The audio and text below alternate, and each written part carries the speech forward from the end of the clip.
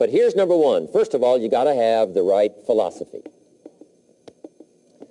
Philosophy is our ability to gather knowledge and sort through it and decide what's valuable. To develop a philosophy about life, a philosophy about our health, a philosophy about our family relationships, a philosophy about economics. And if you develop the right philosophy, that's what helps to set this sail so that in 6 years it takes you where you want to go instead of winding up like I did that first 6 years of my economics, broke, no money, empty bank account.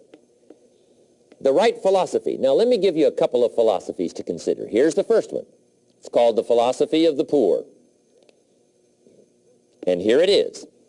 Poor people usually spend their money and invest what's left. That's the philosophy of the poor. Now here's the philosophy of the rich. Rich people invest their money and spend what's left. And here's the startling answer. It really doesn't matter what the amount is. What's most important is not the amount. What's really important is the philosophy. So I would ask you to adopt this philosophy of spending after you have invested. Invest first, then spend. And I've got a little formula that I'm going to share with you. Now, what should a child do with a dollar? I mean, there's a lot of debate going on, I'm sure, across the country on what a child should do with a dollar. Here's one opinion. It's only a child and it's only a dollar. What difference does it make? Well, in my opinion, it makes all the difference in the world. A person's economic future starts with a child with a dollar. Somebody says, oh, no, you're only young once. Let him spend it all. Well, when would you hope that would stop? Somebody says, well, wait till he's 50 and broke like me and then he'll learn. Well, no, we don't want to wait that long. If I would have known earlier than age 25, I would have changed. In high school, if they would have had classes called Wealth 1, Wealth 2, I'd have taken both classes. I would not have waited until age 25. So, the earlier the better. So, what should a child do with a dollar? Here's the simple premise to begin with. Don't spend it all. And if a child wants to spend the whole dollar, you got to say, hey, don't spend it all. Don't spend it all. They'll say, why not? It's my dollar. I earned it. You say, I know you earned it, but don't spend it all. They'll still say, why not? Say, let me show you why not. So you put them in your car, take them to the other side of town, and show them where people live that spend the whole dollar. You just drive them around. Kids learn best by visual. Just drive around and say, would you like to live here? Kid says, no. Would you like to live like these people live? Kid says, no, no. Then you can't spend the whole dollar. So, kids will get the message. So, take them to the other side of town, show them around, unless you already live there, and then just show them around. Anyway, don't spend the whole dollar. Now, let me give you my best view of what to do with the dollar. And I promise you, if you started at age 15, now if you're over 15, right, you've still got plenty of time. You still got 20 years. If you're 30, you still got 20 years. I mean, you still got plenty of time to start what I'm about to share with you. What to do with a dollar. Here's my first bit of advice. Never spend more than 70 cents. Never spend more than 70 cents. Now, you got to pick some number, and the number you pick is going to be determined by your philosophy. It's going to be determined by what you've been taught or your experience teaching yourself. When I first met my teacher, Mr. Schoaf, I was at about 110% of each dollar. I'm down at Budget Finance, hawking my furniture and my car one more time. And then I learned a whole better formula for financial independence. Number one, don't spend more than 70 cents. Now, kids say to me, well, okay, what do I do with the other 30 cents? And here's what I teach them. 10 cents for charity. Charity or church, or helping people that can't help themselves.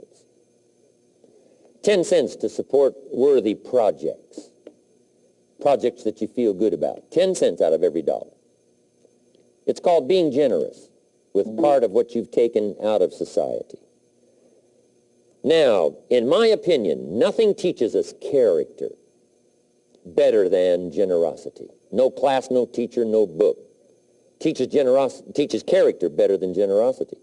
And the best time to start is when the amounts are small And I know if kids learn these lessons well, they'll give a dime out of a dollar, help people that can't help themselves, support worthy projects. Or if you belong to a church, they teach tithe, piece of. That's very important. Now, because when the amounts get larger, sometimes it's a little more difficult. You know, giving 100,000 out of a million, someone says, oh, if I had a million, I'd give 100,000. I'm not sure. That's a lot of money. So the time to start is when the amounts are small, 10 cents out of the dollar. Okay, next 10 cents I call active capital. Active capital means do something to make a profit. Active capital. Set aside a portion of your income. Wages are okay, but I'm telling you, wages will make you a living. Profits will make you a fortune. So set aside part of your income as capital, called active capital. Any kind of project you can possibly think of, you can possibly come up with. I'm going to write a new book, I think, for kids. I think the title is going to be, Of Course, Kids Should Pay Taxes. It's kind of an interesting title. In California, kids do pay taxes. When a child walks into 7-Eleven, buys something that costs $1, the proprietor says, give me 7 more pennies. And the child says, hey, what's these 7 pennies for? And the proprietor says, that's the taxes. Kid says, well, hey, I'm only 8 years old. Proprietor says, congratulations, you're my youngest taxpayer.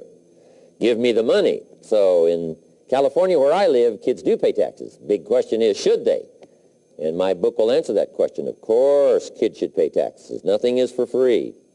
If you want to ride your bicycle on the sidewalk instead of in the mud, you got to pay the 7 pennies. Nothing is free, so we all have to pay. So, 10 cents out of your living, out of the money you earn, set aside for capital. Capital to try your best to show a profit. And in my book's going to be all kinds of ways kids can make money, right? 2 bicycles, one to ride and one to rent. I mean, you know, it doesn't take long to figure out some enterprise that'll start making a profit. Then you must jot this down if you're taking notes. Profits are better than wages. One, you can't usually start wages until you're about 16, 15, 16, but you can make a profit long before you're eligible to start earning wages. And then there's no limit to profits, and they can double and triple and quadruple. You know, there's no limit. It's incredible how fast profits can grow. So profits are better than wages. Wages make you a living. Profits make you a fortune. Now, the third 10 cents is vitally important. I call it passive capital. Capital you let somebody else use. A financial institution, stocks and bonds, mutual funds, whatever. Let someone else use it. You furnish the money. They use it to make a profit, but they pay you for the use of it, called interest. And here's one of the things that'll make you financially independent fairly quickly, and that's called compound interest. And this is how you get it. Letting someone else use a portion of your money, your substance. They show the profit, they pay you interest. And this passive capital, I'm telling you, over a sustained period of time, if you'll develop this little 10, 10, 10, and 70, especially starting at age 15, I'm telling you, by the time you're 35, you will be financially independent. You'll have the ability to live from the income of your own resources. And then one more point on passive capital. There's a Bible philosophy. I'm an amateur on the Bible. But there's a Bible philosophy that teaches the borrower is servant to the lender. And if you want to be in a powerful position as you grow older, finally when you become mature, maybe have your own business, things have worked out for you for the future, the position you always want to be in is the power position, and that's called the lender. The lender is the power position. So if kids learn early enough, and then you ask them what they'd like to be when they grow up, I'm telling you, once they understand, they'll say, well, one of the things I want to be is one of those lenders. That's the power position, not the spender. No, you'll be pitied the rest of your life if you just become a spender. You got to become a lender. And I think this is the one formulas to follow. 10 cents out of every dollar. Let someone else use it. Be the lender, power position. Then try to show a profit. Can't we teach our children how to take $1, search the neighborhood, find a broken wagon, pay $1 for it, bring it home, you know, clean it up, sand it until it's clean, paint it red till it shines, straighten out the wheels till they're true, take it back to the neighborhood, sell it for $5? Anybody can do that. Now, does the child deserve $4 profit? And the answer is yes. Society now has a mended wagon. And that's what America's all about. Finding something, touching it, making it better, making a profit, taking part of your resources, helping people who can't help themselves. Let someone else use it to make a profit. Some projects require more capital than one person has. Exciting. And then let them pay you for the use of it. America's had this philosophy now all these years. Communism has taught all these years capital belongs in the hands of the state, not in the hands of the people. We've been teaching all these years capital belongs in the hands of the people, not in the hands of the state. And we turned out to be right. Capital in the hands of the kids, capital in the hands of the people. Enterprises that make a profit, enterprises that grow. It's the hope of our future. So that little simple formula, I hope, will help you. Now, one more key on financial independence, and that is attitude. Attitude. Here's number one. I used to say, I hate to pay my bills. My teacher straightened me out on that. He said, let's see, Mr. Rohn, what you hate to do is pay $100 on an account and reduce your liabilities and increase your assets. I said, well, no, not if you look at it that way. He said, well, it all depends on how you look at it. So wouldn't you love to pay your bills, reduce your liabilities, increase your assets? You got to have that kind of attitude. I found out the same attitude about taxes. I used to say, I hate to pay my taxes. And Mr. Shove said, well, that's